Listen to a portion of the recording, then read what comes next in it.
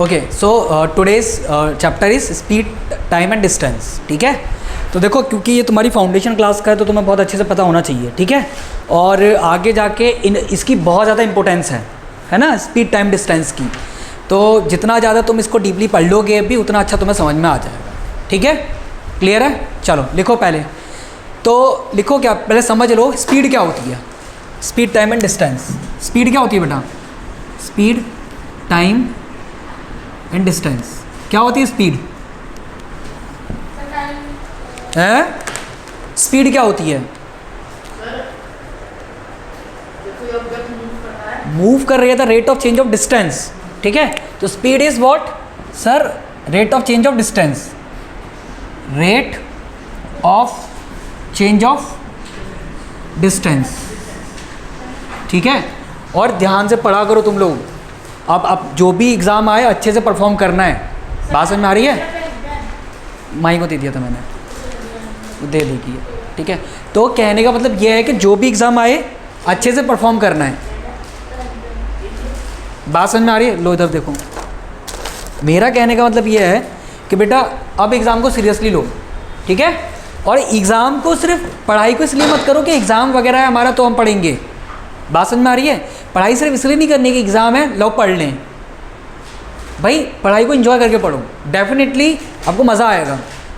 ठीक है, ये चीज़ें जानो समझो। बात समझ में आ रही है?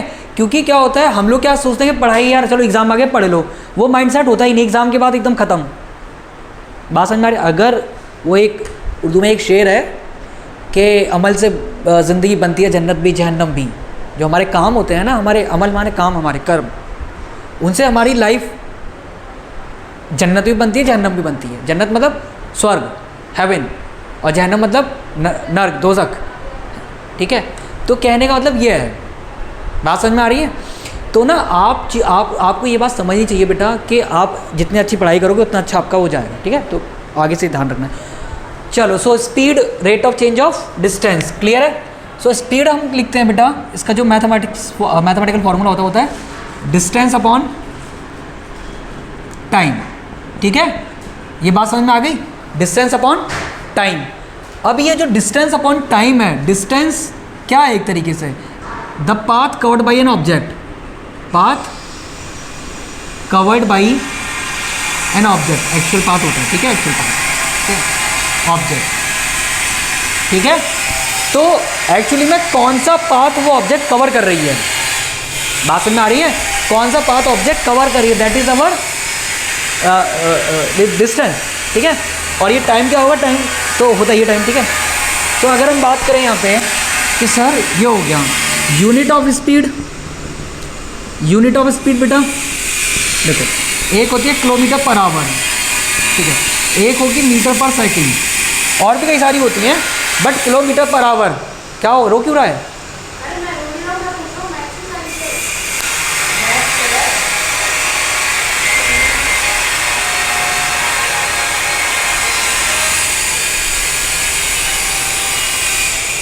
हाँ ठीक है, तो ये है ना, तो किलोमीटर पर आवर, ये बात याद रखना। डिस्टेंस की बात करेंगे बेटा, डिस्टेंस बराबर होगा अपना क्या, speed into time, speed into time, ये लिख लो सारा। और थर्ड होगा बेटा time equal to distance upon speed, है ना। तो डिस्टेंस अपॉन स्पीड ये हो, ये तीन फॉर्मूले हैं। ठीक है, डिस्टेंस जो होगी नॉर्मली वो किस में मिलेगी तुमको, वो मिलेगी बेटा, डिस्टेंस नॉर्मली मिलेगी तुम्हें किलोमीटर में या मीटर में, किलोमीटर में या मीटर में, किस में मिलेगी, किलोमीटर या मीटर में। ठीक है, किलोमीटर या मीटर में। और टाइम हमेशा आवर या सेकंड, मिनट, सेकंड जो भी होगा उस हिसाब से देखेंगे हम। ठीक है, पहली चीज़। अब एक चीज़ समझना, कुछ कन्वर्जन फैक्टर होते हैं बेटा अपने, बहुत इजी चैप्टर है ये कन्वर्जन फैक्टर। पहला समझो, अगर तुमको kilometre per hour to metre per second जाना है ना, kilometre per hour to metre per second में कन्वर्ट करना है, तो देखो जैसे मान लो 72 किलोमीटर है, इसको मेरे को मीटर पर सेकंड में लेके आना है, सर मीटर पर सेकंड में बताओ, तो आप उसको 5/18 से मल्टीप्लाई करोगे। किससे मल्टीप्लाई करोगे? 5/18 से, ठीक है। तो हम क्या करेंगे, kilometre per hour into 5/18 gives metre per second, ठीक है।